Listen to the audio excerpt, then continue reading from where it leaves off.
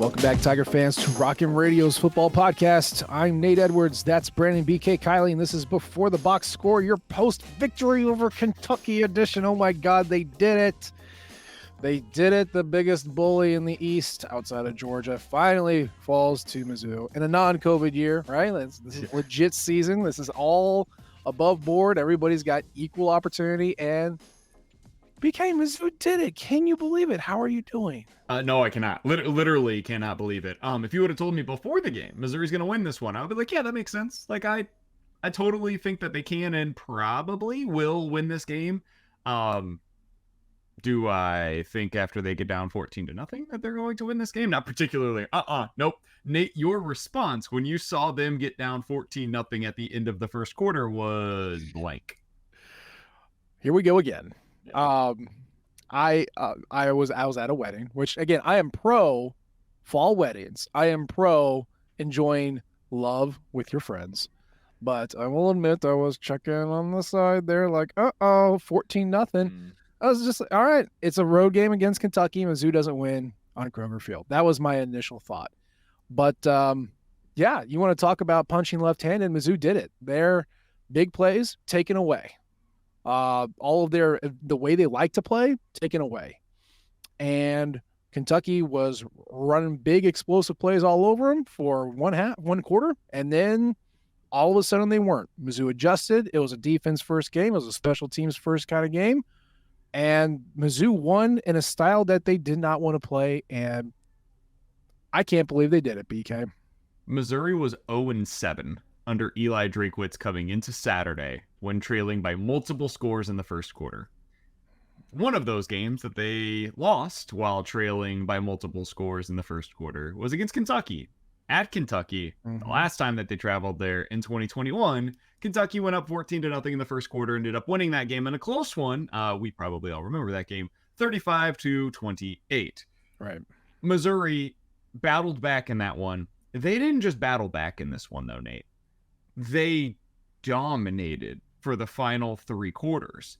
And it wasn't in the way that any of us would have expected. Like, if I told you, hey, first quarter ends, they're down 14-0, they're going to win this game by 3 scores. They're going to win 38-21. You'd be like, okay, how'd they do it, right? Mm-hmm. It's probably explosives to Luther Burden. The defense got a bunch of takeaways. They had a bunch of, like, suddenly their havoc rate started increasing in a crazy way. Like, it's just, everything starts going the direction that we all kind of hoped or believed that it would.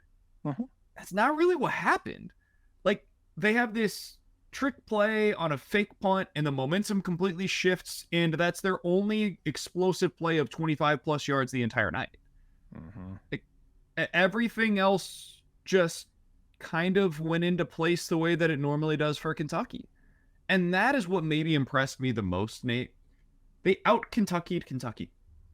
They played some kind of like amoeba-style defense. It wasn't as if they were out here with 12 sacks on the night or 15 tackles for loss or 7 takeaways. Like, they beat the hell out of them, man. They just bludgeoned them to death. They finished the game with 120 yards on the ground. They got just enough through the air. They had like these just right timing types of plays offensively. Defensively, you have like random contributors that are coming in for big time moments. Philip Roche coming in. It's like, oh, okay, yeah, this is a bit piece now that we use exclusively as a blitzer, exclusively on important third downs, and exclusively to go destroy the quarterback. Sweet. Yeah. Love it. Like, going from Tyron Hopper being a complete liability to Tyron Hopper being a really useful player in the final 3 quarters of the game was useful. Darius Robinson finally living up to expectations was huge. It just, everything started to click, and they ended up beating Kentucky by playing Kentucky's game. I didn't know they were capable of doing that. In fact, I would have assumed they weren't capable of doing that. I gained so much appreciation and respect for this team based on what they just did in Kentucky. Yeah, elite teams do this, and I'm not trying to throw that word around lightly. Like, Ohio State, Michigan, Alabama, Texas, USC, pick your blue blood. Every year they have some game where what they want to do is not working at all. And they adapt and they do enough to win. That's what elite teams do. And 7 weeks in, Mizzou has shown a propensity to act in a manner that is elite. I'm curious, Nate. Tell me if you think this is a good quality or a bad quality, because I think it's a quality of this team. I just don't really know what to do with it. They reflect the teams that they play. And I'm not saying like the quality of Mizzou's play is that way. Like the style of these games seems to take on the style of the team that they're going up against. Like LSU, shootout in every possible way. Well, yeah, every LSU game is that way. Yeah. Kentucky, kind of a slogfest. Like weird game. Yeah, every Kentucky game kind of ends up being that. Middle Tennessee even was like a very specific style. Memphis, very specific style. And most of their games are that way. Even K-State, very specific. Maybe that was the most one that kind of took on Mizzou's personality relative to who the opponent was. But it kind of feels as if these games are taking on the personality of the opposition. And yet Missouri outplays all of those teams by almost playing their game. It's kind of an interesting dynamic. And I don't really know what to do with it, or even to say if it's a good or a bad thing. Can we just say that's the trademark of an experienced team that returns a lot of guys who played a lot of football in the SEC? One of the reasons why I was so high on Mizzou heading into this season was because they had so much returning production, starters, backups. They had a quarterback who'd gone through an SEC slog before. Everybody who's going to be contributing in a significant way had done this before in a league where most of them had not done that, including the quarterbacks for most of the SEC. I looked at that and I said, that alone, I mean, just because you're older doesn't mean you're better, but it tends to mean that you do improve. Just on the whole, maybe not on an individual basis, but on the whole. And, so if you've gone through this before, if you've had 3 fights with Kentucky, if you've seen South Carolina 4 times, I know these guys. Eli Drinkwitz, this is his 4th round through the SEC. At this point, I know that like individual pieces like Kirby Moore, Blake Baker haven't been here the entire time, but like the players know this stuff. They're familiar with traveling. They've been to these venues. They've seen these players. They understand this style. And it's when they get punched in the mouth, they go, yeah, I remember this. And they just adapt to it. I think it's a hallmark of an experienced veteran team that can adapt and not be rattled or shaken by what happens, whether good or bad, in the opening 15 minutes. And that's a quality of a older, experienced veteran team. And a well-coached team. Well coached. That's the other thing. If you had simply told me going into this game, Luther Burden's going to finish with 2 catches for 15 yards, that's going to come on 1 drive. Outside of 1 drive, he's going to have nothing in this game. First of all, I would have assumed that Luther Burden had all of that on the first drive and then got hurt. Yeah.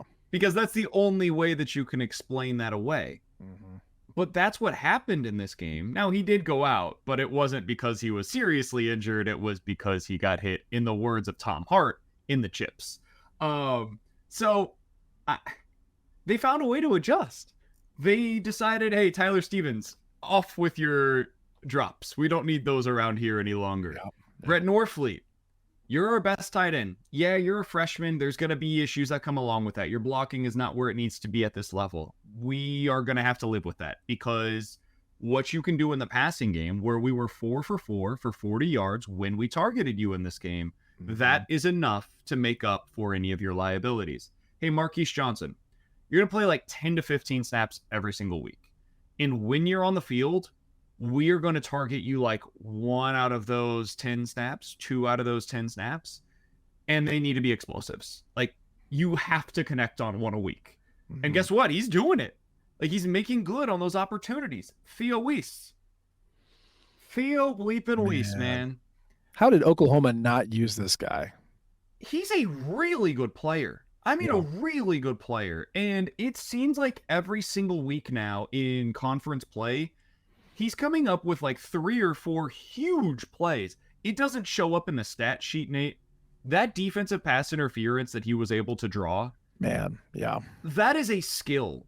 And I hope people realize that, because there are so many wide receivers around the country, and this is not just at the college level, in the NFL as well, that they'll kind of get pushed down the sideline, and then you'll have that underthrown ball on the deep ball that happened on that Theo Weiss play.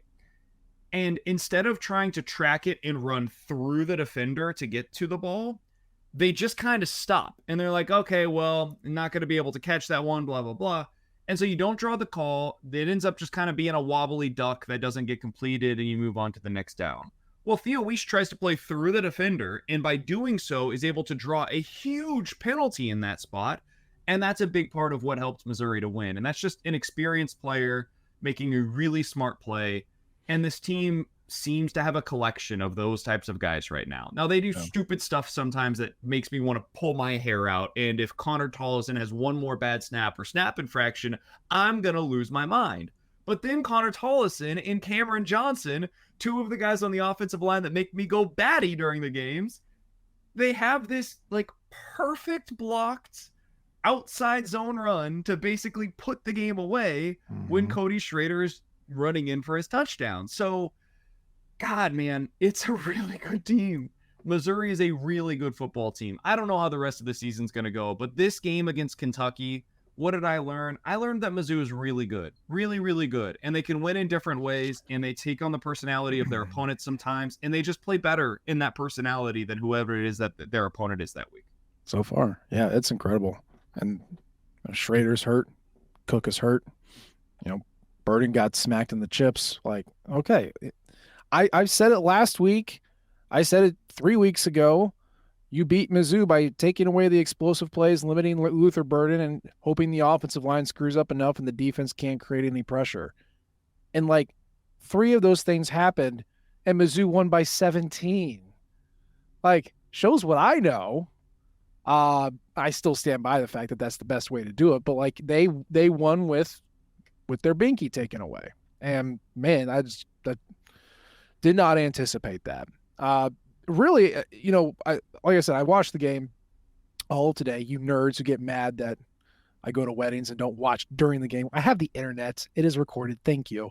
I knew what happened, but even then watching the first quarter, I was like, my God, how did they do this? And then you get to the fake punt, which most important play of the season so far, 7 weeks in.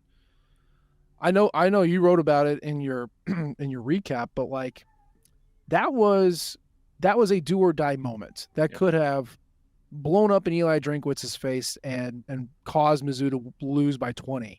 And instead it connects, flips the entire momentum of the game, and Mizzou wins by 17. I watching it live, we saw the coaches jumping up and down. We saw the players pointing. What was your take in that moment when you watched the punt unit come out? So, first of all, I was mad because I always get mad at Eli Drinkwitz for punting from the plus 39. Like, that was the first thing, and I was just mad. Yeah.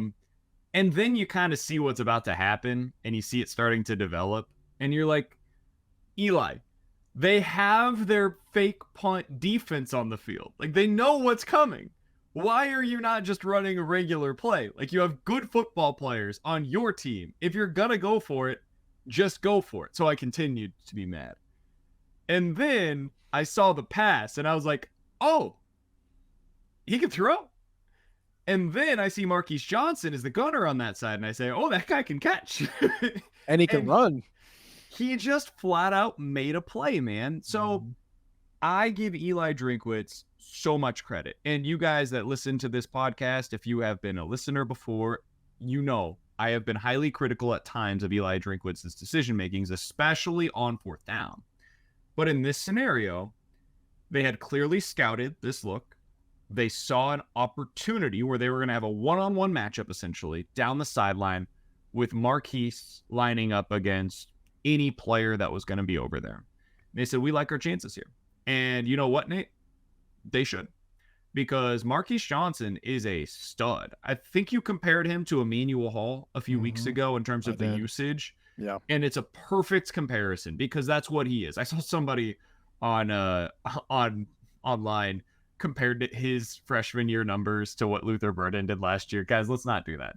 That's not who he is. That's not the kind of player that he is. They're very different. The usage of him is like what Wingo was when he was here and what Emmanuel Hall was when he was here. It's a pure deep threat guy. That's what he's always going to be. He might develop into something more, but right now and probably for the foreseeable future, that's who he is. And that is a good thing to have. But for them to have that opportunity there, just huge. And then for them to execute it well, it's good coaching. It's good coaching once again. Yeah. Yeah, he lined up against a starting corner, believe it or not. They had their defense out there. Yeah, Andrew Phillips.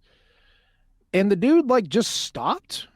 I don't know if he lost the ball, but Luke Bauer led Marquise Johnson perfectly.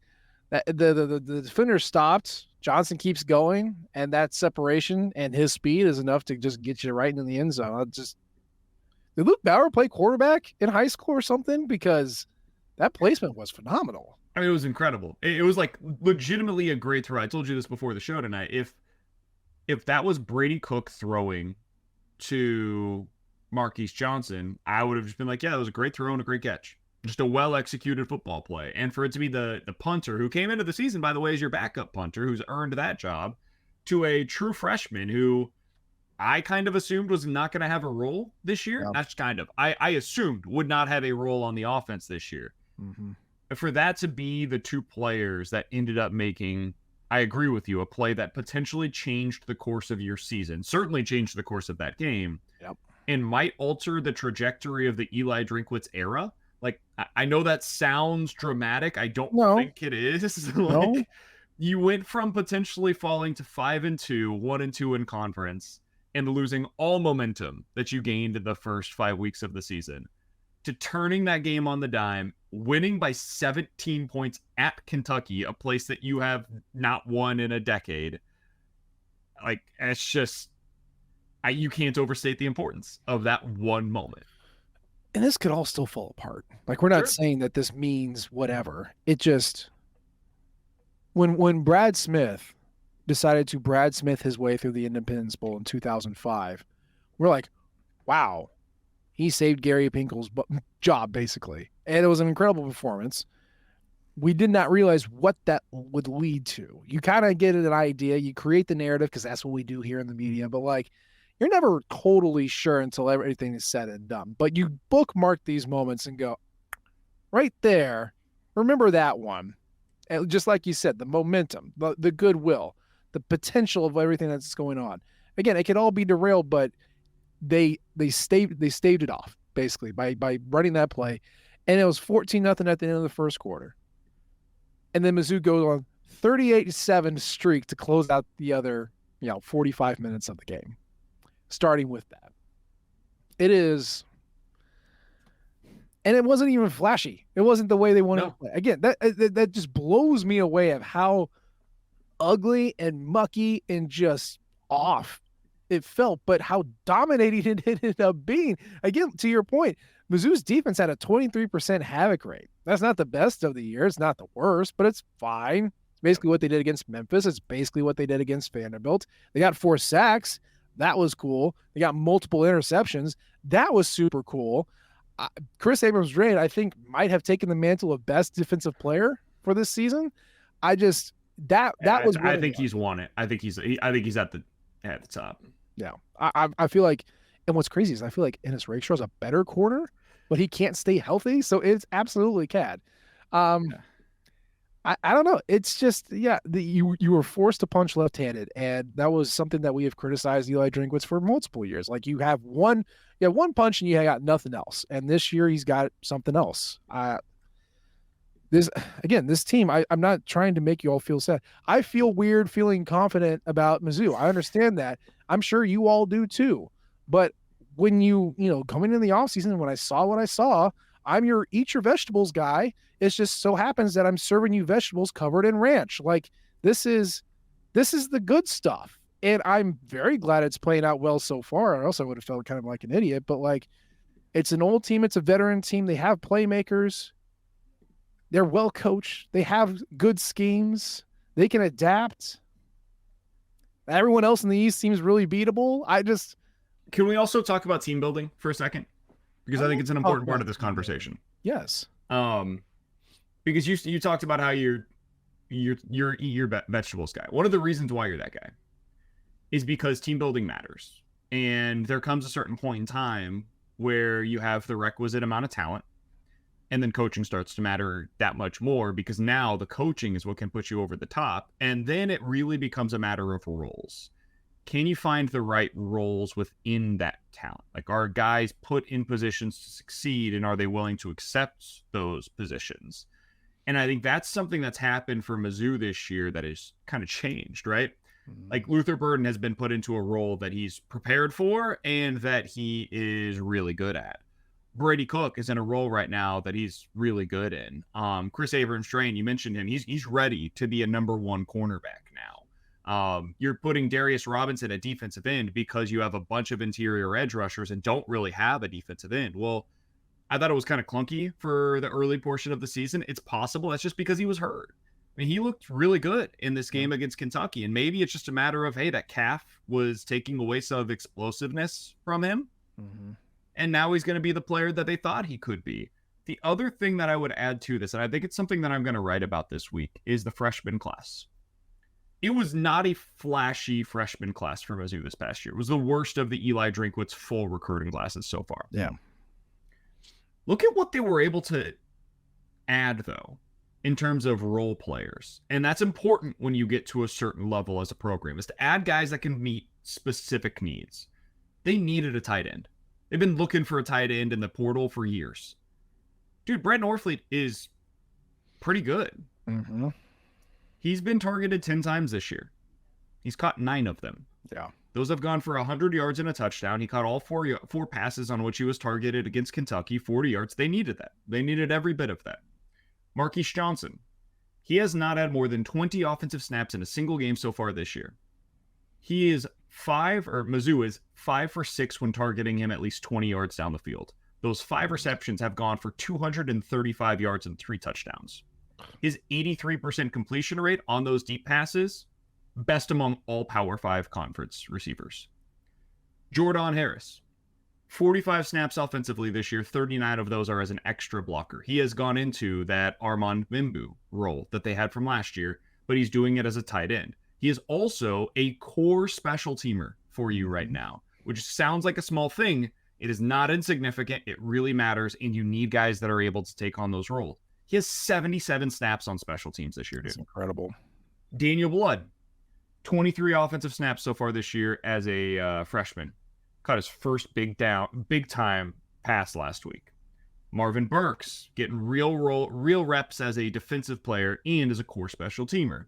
Philip Roche, sack strip this past week against Kentucky, coming in and finding a niche, finding a role for you defensively. Rayshawn Littlejohn, you have not seen him a single time so far this year on defense, but guess what? 31 snaps so far this year on special teams, kick returner, kick coverage, and punt return. That is what your freshman class is supposed to be for. You fill out specific roles, and you find guys that are prepared to help you in certain ways, and those guys can come in and help you win football games. Missouri this year has the talent. They went out and got Luther Burden. They got Mookie Cooper. They got Theo Weiss. They add Cameron Johnson. They add a bunch of dudes to the defense that are previously high-level recruits, or they brought them in as high-level recruits. And now you fill the specific roles with your freshman classes, and you develop them over time into bigger pieces of the puzzle. That's what's happening this year. That's why you eat your vegetables, and we're seeing the results of that process starting to pay off now. All right, end of lecture. I love a good team building analysis. I've told you all before I'm a weirdo because I think I like that more than even the games themselves, but it tells you a lot about a staff, and it tells you a lot about what this team can be in the long run and how they manage their roster, how they build it up. You know, Nick Bolton famously started as a special teamer, right? Like, that's what they saw. They went, oh God, this kid can play. And you didn't know until you got him on the special teams. You know, and it's great that the freshmen can see the field and see that experience without any pressure of like, well, you have to deliver now. Thank you. You use them when you can. The hyper-specific sack strip machine of Philip Roche, you're like, yeah, that's all you got to do. That's it. And Marvin Burks, you know, just, yeah, you might be a rotational safety, but like, it's fun to see you in there. And he's gotten a sack before. He's in the very first game. So like, it's no pressure to develop because they have built up depth both through the transfer portal and just straight up recruiting. They play the guys they trust, which has been frustrating before, but it seems like they are trusting more, or at least have the ability to give more people a shot because they have the depth now. This is how you build an elite team. And Mizzou has not been an elite recruiting team in the past ever, but they are getting there with Eli Drinkwitz. They are recruiting like an SEC team now, and we might not see all the shiny 4 and 5 stars that we'd love to see as consistently as we'd like to see them, but he's getting guys who can contribute. And in the end, whether it's a 3-star, 4-star, 2-star, whatever, that's what you need, and that's what they've delivered. And those 3 stars that they're getting, some of it, and you're going to hate the name that I'm about to mention, but when you go back to what Matt Rule was able to do at Baylor, one of the things that he really focused on was the speed, the athleticism of these guys, the athletic traits. And then he said, I can teach them how to football. Like our staff will be able to figure out how to get these guys on the field in positions where they can succeed.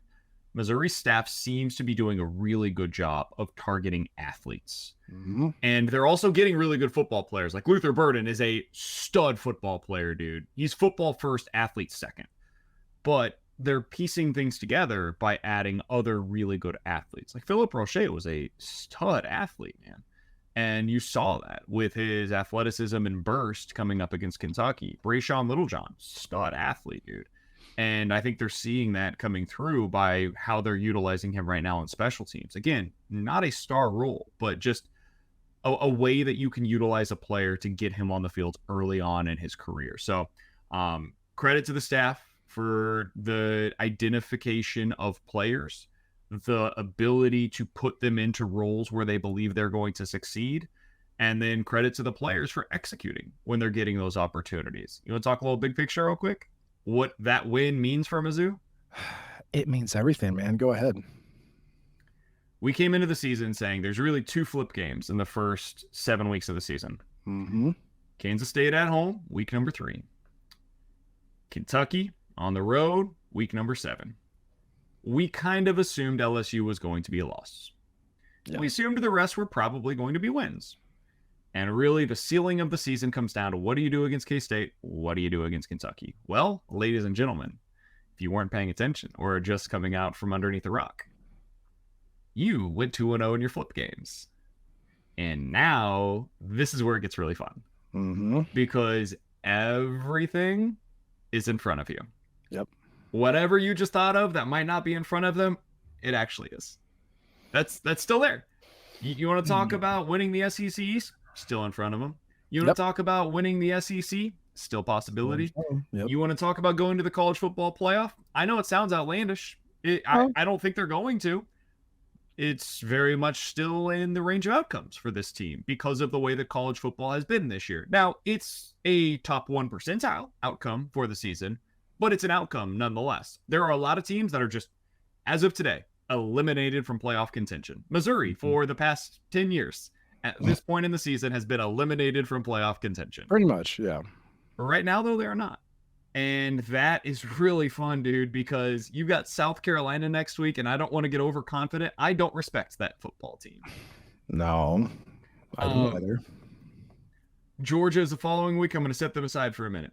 Tennessee is the next week. I don't totally know what to make of that football team. I don't think they have a very good offense, although they're very good at running the football, and they have a very good defense, which is the opposite of what they were a year ago. They became, an efficiency first defensive outfit. Just overnight. I don't get it either. They're trying to do their best Georgia impression, and I don't know if I believe in it or not. So we'll see. I don't trust Florida at all. I don't think that's a very good football team. And Arkansas is just, they lose every game by 1 score. 5 losses by like 15 points. It's insanity. They lose every game by 1 score. Again, I think they're going to be potentially playing for their coach not to be fired at the end of that game. So, dude, it's all right there for him. It's all right there. I had a friend text me last night, and he said, he'll stay nameless. He knows who he is. But he said, man. It was Chase Daniel. It was totally Chase Daniel. He's like 9-3 is on the table, man. I'm feeling it. And I told him, because he hates it when I'm positive. And again, I've admitted it makes me nervous when I'm positive. But I can't help but look at this and I respond like, no, man, everything's on the table. Everything. Because Mizzou has shown that even without an A-plus effort, they can hang with the best of the best. And they've shown now that when they are off their game or their game is taken away, they can still win. And if you're showing me that your B-plus effort can get you within 10 of one of the top offenses in the country, and your weirdo C-plus effort can beat Kentucky on the road, sorry, you just showed me that this is a team that is capable of everything that they want. But you have to take care of business. It starts with a reeling South Carolina team that is not good, but only gets stronger the worse they play. It finishes up, I get a bye week right before we go to Georgia, which, let's just remind everybody, the only time Mizzou has beaten Georgia is in 2013 on the road. Seems relevant here. And then, you turn around, play Tennessee at home, play Florida at home, play Arkansas on the road. Like you said, like every single one of those teams is flawed. And Missouri is flawed, but they can win flawed games, which is something that we just have not seen for 8 years. So, yeah, everything is on the table. And you can think about what you want to think about Georgia, or you could have your thoughts about Tennessee and Florida. Whatever you think, doesn't matter. The guys in that locker room think they can do it, and they've shown that they can do it, which is even more dangerous for everybody else in the SEC. It would be so poetic if the last year of divisions, Missouri won the East. How funny would that be? It is a shame that we don't go to 12 playoff teams until next year, because this would be the year where Missouri could really actually make it in a 12-team field. But that's not the point. The point is this year, all of your goals are here. You control your destiny, something that we just do not get to say around these parts all that often. And I'm nervous, but it's a very pleasing feeling. It's just such a weird thing, man. Like, we came into the season and we were like, yeah, 8-4. 8-4 would show you real tangible signs of progress. Yeah. And it was like, maybe get to 9-3. Oh. And now I'm sitting here saying, if they don't get to 9-3, it's a disappointment. Like, I definitively believe that. If you don't get to 9-3 at this point, where you're at 6-1 on the season, you have disappointed, man. That means going 3-2 down the season. That means taking care of business against South Carolina, Florida, and Arkansas. You should be favored in all three of those games. Take care of business, dude. Mm-hmm. You got something to prove? Well, there's where you prove it. 9-3, baby. That is what you have to be this year to meet expectations at this point. Yeah.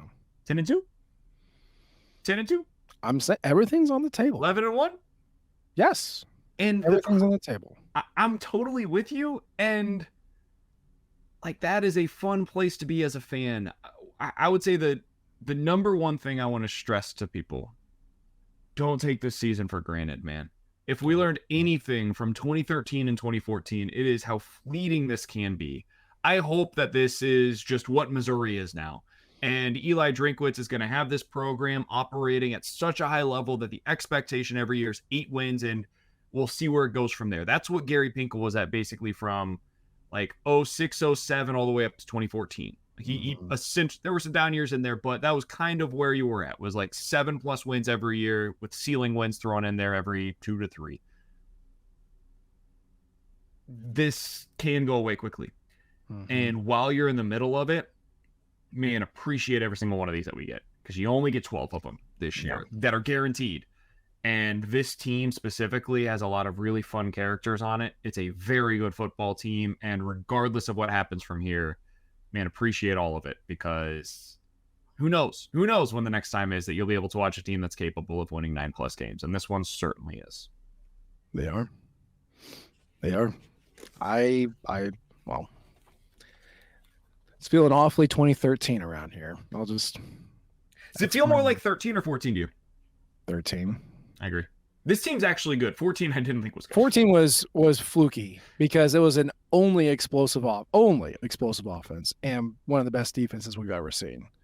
And this one, is explosive reliant, but can be a little quirky. I mean, think back to Ole Miss 2013. James Franklin comes back from an injury. The offense is all out of sorts on the road, and they win. It's not impressive by any stretch of the imagination, but they go into to Ole Miss, and they walk out with a 24-10 victory. And you go, well, that wasn't great, but they won, and I was kind of just like, you did enough to win.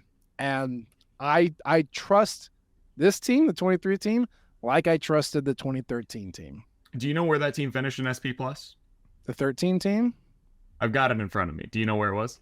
Don't look it up. I believe it was like 22nd. If I remember, they're like 20 points better than the average college football team, if I had to guess. You are a lunatic, first of all, for knowing all of that right off. I know. But yes. They were 22nd overall at SP Plus, and they were roughly 20 points better than your average football team. There you go. You know where Mizzou's at right now in SP Plus, just released earlier today? 23rd. 26th, very close. 26th right now in SP Plus. They absolutely can get up to 22. The teams in front of them right now, by the way, include Kansas State at 21. Wow. Duke, UCLA, Utah, Wisconsin. That's the group in front of them. I would not be surprised at all to see Missouri above most of those teams here within the next few weeks. For sure. LSU, for those curious, is at 18 right now. Tennessee is at 12, surprisingly enough. Efficiency, baby. Georgia is at number 3. That Tennessee defense is helping them a lot. Top 15 in the country right now. But yeah, reason I bring that up, this Missouri team is not all that dissimilar right now from where they finished in 2013, SP Plus wise. So the quality of this team thus far should not go understated. Yeah, it's a good football team. It is, and they got to keep playing like it, because your reward for winning is you got to do more winning. And man, did you catch Shane Beamer's post-game conference last night, where he's blaming just about everybody except himself for the loss? Like, those are some bad vibes, man. Those are some bad vibes. And college football players are like a vibes only kind of. I mean, listen, the vibes probably weren't great when Graham Mertz went for 425 through the air. Yeah. It's not what you want. It's not what you want. I don't think Wisconsin was holding him back, so I think it's a South Carolina problem. I think I just mind-boggling. Spencer Rattler couldn't help himself, man. Just got the ball back with a minute left, down by 2. All you need is a field goal. He said, Leroy! He could not help himself. He had to. Had to throw a pick to seal it. Incredible. Well, here we are. We will have more coverage of South Carolina this week, both on the written word and the spoken word and the watching word on YouTube. So stay with us. It is a magical journey, BK. They are fleeting and they are fun, even if I still get some acid reflux as we head into the game. But that's okay. That is going to be the show for today. And as always, we appreciate the downloads and the subscriptions. We'll leave a comment for us, because we love all types of feedback from you all. You can follow us on Twitter. I'm Matt H. Edwards. He's at BK Sports Talk. You can follow us on the Rockham flagship at Rockham Nation and our podcasting outlet at Rockham Radio. We appreciate you tuning in this time. We'll try to do better next time. And until then, MIZ. ZOU. Thank you, everyone, for tuning into Rock M Radio, a proud partner of Fans First Sports Network. If you enjoyed this episode and would like to see more just like it beamed directly into your personal device, just click the subscribe button below. And you can find this podcast through the Apple Podcast app or for iPhone, or the Google Podcast app for Android, or whatever app you use to listen to your podcast. We are also available on Spotify. Just search for Rock M Radio. And if you like other sports, Fans First Sports Network is a podcast network that has coverage of all other teams, Major League Baseball, MLS, NFL, whatever you want to listen and read about. It is a great network full of really fantastic podcasts. So look them up and subscribe to any and all of those podcasts. Rock M Radio will be back with more episodes coming soon. Thanks.